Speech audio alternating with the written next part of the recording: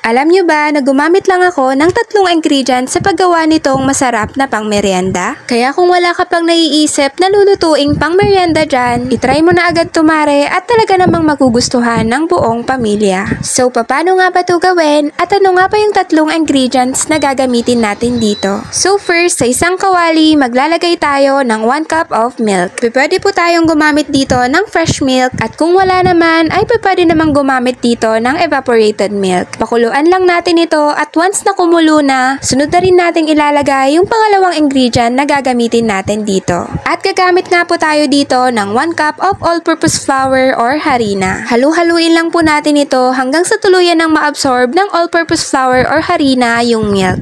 At nakalimutan ko ngang gawin at sabihin sa inyo na once kumulo na yung milk, dapat po talaga i-off muna natin yung apoy bago nga natin ilagay yung all-purpose flour or harina. At para po sana ay maiwasan nating magkaroon ng buo-buong harina at hindi tayo masyadong mahirapan sa paghahalo. So ayun lang naman po yung pagkakamali ko dito, kaya gawin nyo na lang din po ng tama. Pagka napansin na nga natin na tuluyan nang na-absorb ng harina yung milk, sunod na rin po natin itong i-transfer sa isang malinis na bowl or lalagyan. And then sunod naman natin itong imasa hanggang sa tuluyan nang mag-form into a dough. At pagka naging ganito na nga yung consistency ay pwede na yan. At ito na nga po yung pangatlo sa gagamitin nating ingredient. Gagamit nga po tayo dito ng quick melt na cheese. Kung wala naman po nito ay pwede namang gumamit na lang ng regular na cheese. So ayan, hinati ko nga lang ito sa gitna dahil kunti lang naman yung magagamit natin dito. At hiniwa ko nga lang ito hanggang sa magkaroon na tayo ng maliliit na cubes. At pagkatapos naman ng cheese, balik naman tayo ulit dito sa ating dough. So ayan, kuha lang tayo ng kunting dough at sunod naman natin itong ifa-flatten. Wala na nga akong ginamit dito na pangsukat kaya tansyahan na lang din. At pagkatapos naman natin itong ma-flatten, sunod na rin natin ilagay dito yung ating palaman na cheese. At sunod na nga rin natin itong ifo-form ng pabilog. At pagkatapos naman po natin itong maibilog lahat, makakagawa rin po tayo dito ng 9 pieces para sa recipe na to. At ito na nga po yung pinaka-final na gagawin natin. Magpainit nga muna tayo dito ng mantika at once na mainit na nga ay sunod na rin tayong magpiprito. At priprituhin nga natin ito hanggang sa maging golden brown. Iset nyo lang po yung apoy nyo sa low heat dahil po mabilis lang talaga tong masunog. Kaya wag nyo na lang din kakalimutan na bantayan ito. Wag din natin kakalimutan na baliktarin ito para naman po ay maluto both sides. Ang sarap talaga nitong recipe na to at perfect na perfect talagang pang merienda. Ginawa ko nga lang to kanina at hindi ko nga ine-expect na mai-upload ko to agad. Medyo nahahasa na rin kasi ako sa pag-edit at dahil nga sobrang dali lang nitong i-prepare. Na-excite talaga akong mai-share to sa inyo. Kaya sana nga matry nyo din. At para naman mas sumarap, pwede nyo rin tong i-coat sa puting asukal. So yun lang, bye-bye!